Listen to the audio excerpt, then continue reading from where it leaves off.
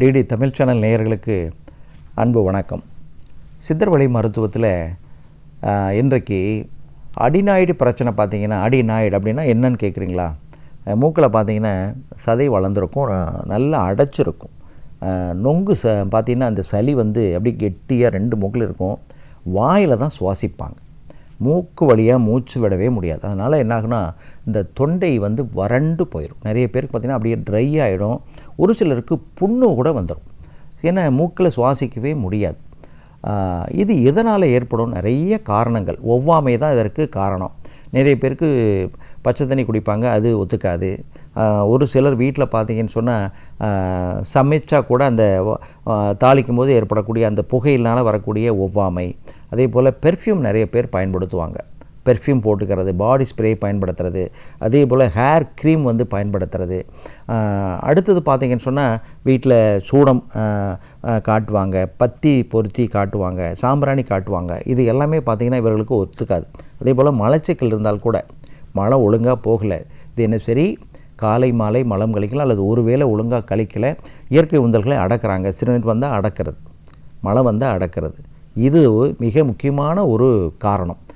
ஒவ்வாமை ஒரு பக்கம், அதே போல் நேச்சுரல் அட்ஜஸ்ட்டை அடக்கிறது இந்த அடினான்னு சொல்லக்கூடிய நேசல் பாலிப், மூக்கில் சதை வளர்ந்துருக்கு இல்லையா, இது வருவதற்கான மிக முக்கியமான ஒரு காரணம். இதை நம்ம எளிதில் போக்க முடியும். சித்த மருத்துவத்தில் பார்த்திங்கன்னா நிறைய மருந்துகள் இருக்குது.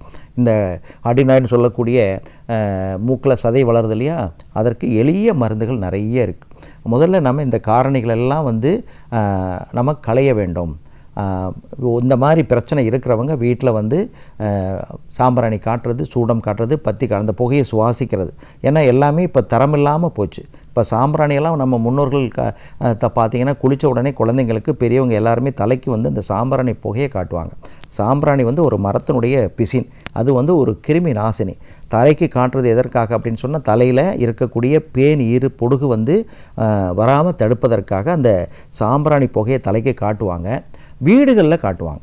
இப்போ செவ்வாய்க்கிழமை வெள்ளிக்கிழமையான வீடுகளில் பார்த்திங்கன்னா எல்லார் வீட்லேயும் பார்த்திங்கன்னா இந்த சாம்பிராணி புகை எல்லா அறைகளிலும், சாமி அறையிலையும் காட்டுவாங்க. மற்ற அறைகளிலும் காட்டுறது எதற்காகனா, வீட்டில் பூச்சிகள் தங்கக்கூடாது, பூச்சிகளை விரட்டணும்.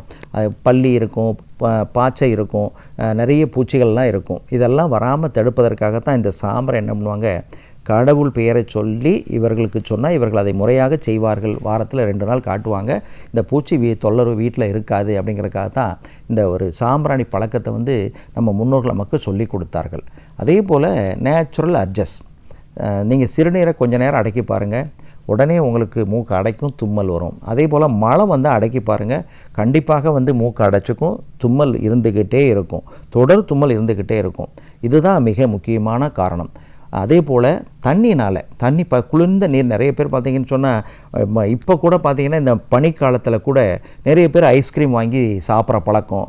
குளிர்ந்த நீர் ரொம்ப சில்லுன்னு இருக்கும், ஐஸ் வாட்டர் தான் வாங்குவாங்க. அந்த ஐஸ் வாட்டரை அப்படியே பார்த்திங்கன்னு சொன்னால் அண்ணாந்து குடிச்சிக்கிட்டே இருப்பாங்க இடைவெளி விடாமல். அதனால கூட என்னாகும், இந்த மாதிரி நேசல் பாலிப்பு அடிநாய்டு பிரச்சனை வருவதற்கு காரணம். சித்த மருத்துவத்தில் துளசி, தூதுவளை, ஆடாதோடை, அதிமதுரம் சேர்ந்த மருந்துகள் நிறைய இருக்குது. அதே போல் தாலிசாதி சூரணம், இந்த தாலிசாதி சூரணம், அதே போல் பவள பஸ்பம், முத்துச்சிப்பி பஸ்பம், சிவனார் அமிர்தம், இது எல்லாமே பார்த்திங்கன்னு சொன்னால் இந்த அடிநாய்டு பிரச்சனைக்கு தீர்வு தரக்கூடிய மிக முக்கியமான மருந்துகளாக பயன்படுத்தப்படுது. இதை மருத்துவர் ஆலோசனையோடு, தாலிசாதி சூர்ணமாக இருந்தாலும் சரி, எந்த ஒரு பவளம், முத்துச்சிப்பி பஸ்பமாக இருந்தாலும் மருத்துவர் ஆலோசனையோடு இதை வாங்கி நீங்கள் தொடர்ந்து கொடுக்கலாம். அதே போல் நீர்க்கோவை மாத்திரை, அதை வயதுக்கு தக்கவாறு 2-5 மாத்திரை எடுத்து பொடி பண்ணி இஞ்சி சாறு வெந்நீரில் குழச்சி, நல்ல பேஸ்ட் மாதிரி குழச்சி மூக்கு மேலே நெற்றி மேலே நீங்கள் தொடர்ந்து 10 போட்டுக்கிட்டு தாலிசாதி சூரணம், பவள பஸ்பம், முத்துச்சிப்பி பஸ்பம், சிறுங்கி பஸ்பம், சிவனார் அமிர்தம், இந்த மருந்துகளை மருத்துவர் ஆலோசனையோடு அந்த அளவு மீறாமல் அதை என்ன பண்ணணும், தேனில் கலந்து ஆகாரத்திற்கு பிறகு தொடர்ந்து சாப்பிட்டோம்னா நிச்சயமாக முழுமையாக குணமாகும். மீண்டும் ஒரு தகவலோடு சந்திக்கின்றேன். நன்றி, வணக்கம்.